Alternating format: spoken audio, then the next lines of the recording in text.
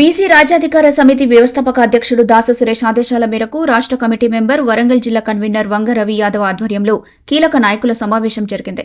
ఈ సమావేశంలో మంజిల రాజేందర్ గౌడ్ ను సంస్థ నుంచి సస్పెండ్ చేసినట్టు ప్రకటించారు. సస్పెన్షన్ తర్వాత కూడా సంస్థ లోగోను చట్టవిరుద్ధంగా వాడుతున్నారని ఆరోపించారు. పలుమార్లు హెచ్చరికలు ఇచ్చినా వినకపోవడంతో ఆయనపై చట్టపరమైన చర్యలు తీసుకోవాలని నిర్ణయించారు. బీసీ నాయకులు, సభ్యులు రాజేందర్ గౌడ్ కార్యక్రమాలకు స్పందించవద్దని పిలుపునిచ్చారు. పేరు వంగ రవి యాదవ్, బీసీ రాజ్యాధికార సమితి స్టేట్ కమిటీ మెంబర్ను మరియు వరంగల్ జిల్లా కన్వీనర్ను. ఈ యొక్క తెలంగాణ రాష్ట్రంలో బీసీల ఐక్యతకై పోరాడుతున్నటువంటి సంస్థ మాది. మా యొక్క సంస్థలో గత 4 నెలల క్రితం ముంజాల రాజేందర్ గౌడ్ను అతను చేసినటువంటి కొన్ని పొరపాట్లను మా దృష్టికి రావడంతో సంస్థ నుంచి అతన్ని సస్పెండ్ చేయడం జరిగింది.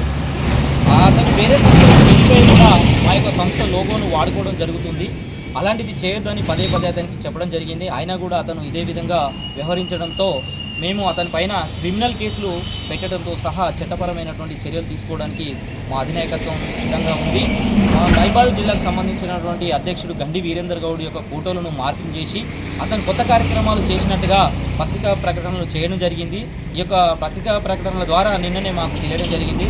కావున అతని పైన చట్టపరమైన చర్యలు తీసుకొని క్రిమినల్ కేసులు పెట్టడం కోసం సిద్ధపడి మేమున్నాము.